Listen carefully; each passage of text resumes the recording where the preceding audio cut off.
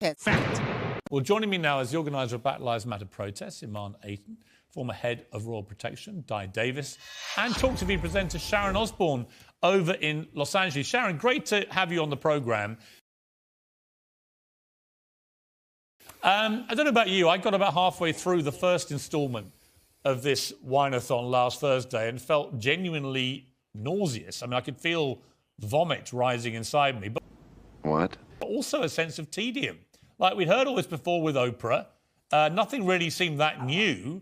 It was just a new gloss put on all this stuff. But the main purpose of it just seemed to be to attack the royal family, to attack the institution of the monarchy, to attack Britain as a racist country. What do you make of all this?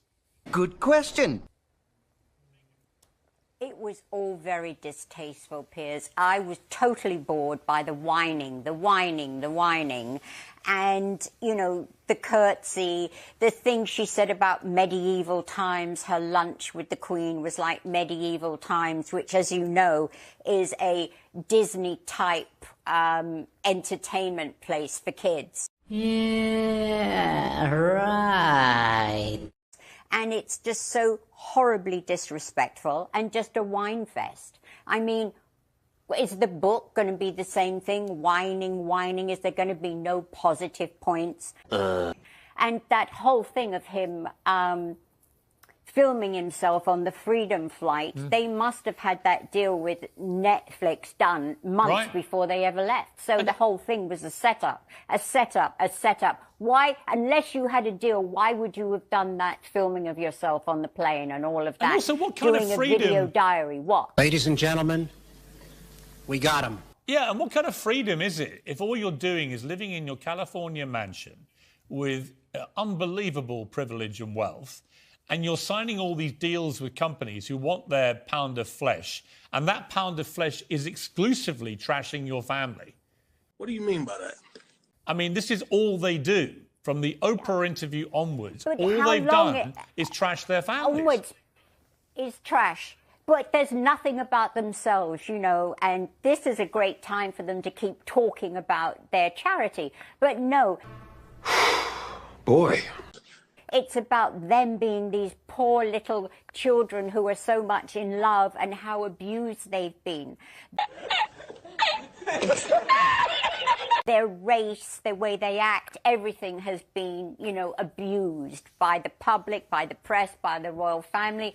Well, do you know what? You've got a great life. You've got a beautiful family. You're so much in love. Move on. Get a life. Move on.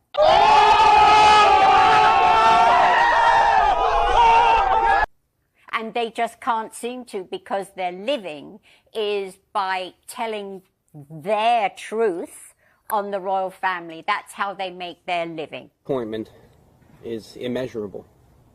Yeah. Their truth, as they say. Yeah, no, I agree. Di Davis, on the question of their security specifically, because you were obviously responsible for a lot of royal security for many years, Harry claims that they were sort of had their security all taken away.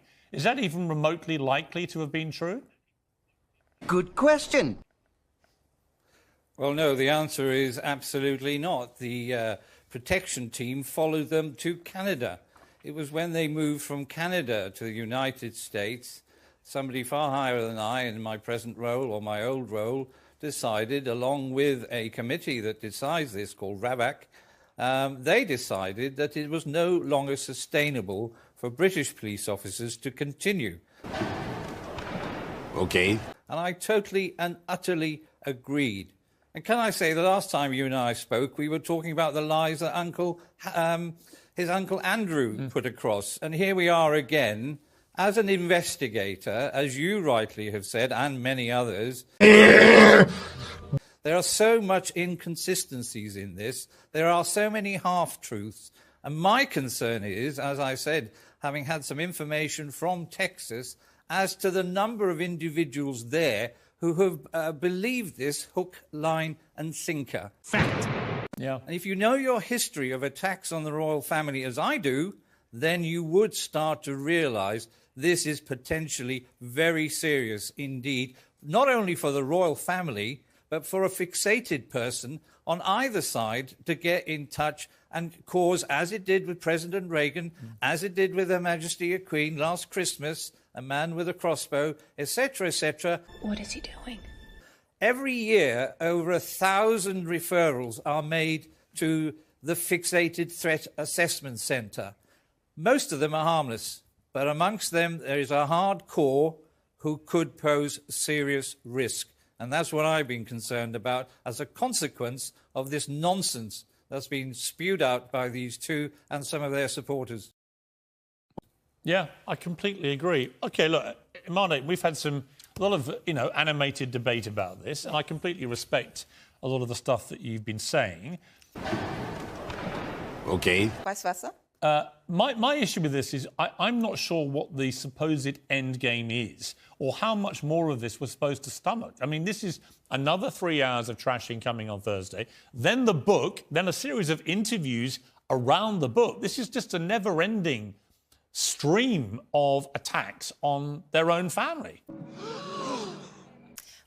I appreciate that's how you feel, but ultimately what they're really doing is highlighting the disgusting elephant in the room that the majority of this nation are more than happy to ignore, and that's what's happening right now. Is y'all right upstairs? And they're trying to do it in a way that allows them to look after their family, basically. So if it means making money whilst they do it, then so What is that elephant in the room? Good question. racism. Fact. Lovely to see Meghan Kelly back with us, of course, from the United States. The freedom-loving lady. Well, she spent some time in France, and that was a bit of fun. Our full chat is up at skynews.com.au, but the highlights on the telly right now. How do we not talk about Harry and Meghan? Okay, I'm listening. You have my attention. They don't want to work. It's the same reason they left the royal family. They only wanted to wear the crown jewels. They didn't actually want to toil away at the ribbon-cutting ceremonies. And the same problem plagued them and their new employers once they got here stateside. Are you sure about that? The fact that she couldn't even make 12 episodes without complaining is absolutely pathetic, right? 12 episodes, I do that in 2 weeks. And what is she complaining about? And the problem is, once you have an actual job as opposed to a stupid lifestyle website that nobody looks at, or I don't even know what Harry's ever done, it actually requires some effort, some elbow grease. You have to prepare. And the biggest offense I heard about in the revelations about this podcast that failed was the fact that she committed a fraud. What? There are some pieces you put out where you must use a producer to do some of, forgive me, the less important interviews. That's just the way these big pieces go. Not in a podcast that has 2 interviews when you only have to do 12. I'm talking about an in-depth, several long-hour documentary. You might have a producer do a piece or two, an interview or two. You would never misrepresent that you did it. You would never cut your own questions into the interview and try to pawn it off on your audience like it was yours. That's grossly unethical. And if she did that with Spotify's help, Spotify has some answering to do, because that's a fraud on your audience. But that's how lazy she is. And the reason she didn't want to do it herself is because A, she's lazy, right? Number one. I said, wait a minute. Wait a minute. Wait, first of all, you're not going to speed past that like you didn't just say what you just said. But B, she didn't want to talk to the people who weren't important. She only wanted to talk to Mariah Carey and Serena Williams and Taylor Swift, who gave her the middle finger and didn't even respond directly, but had a rep. What? Send her back it's a no letter to her. And I guarantee you, Paul, they had the same problem in gearing up for season 2. No one wanted to be with her. She didn't have the cachet she had when she first left the royal family, claiming racism and mental health problems. Now she just had to make it on her own. And their reputations have been so damaged here. All they got was, I'll pass. God, please, no! Yeah, there's a million other podcasts they can do if they want to tell stories about how terrible their childhood was. There's plenty of other opportunities. But I like what was said by the United Talent Agency CEO. He's in trouble for saying this, but he says, turns out Meghan Markle was not a great audio talent or necessarily any kind of talent. Come on now, dog. And just because you're famous doesn't make you great at something. Why is he in trouble for saying the truth? Because they don't. Hollywood's not based on truth, ever, any piece of it. So God bless the man for saying what we all know is true. But, it really speaks to sort of the juxtaposition between the positioning of this podcast and what the reality was.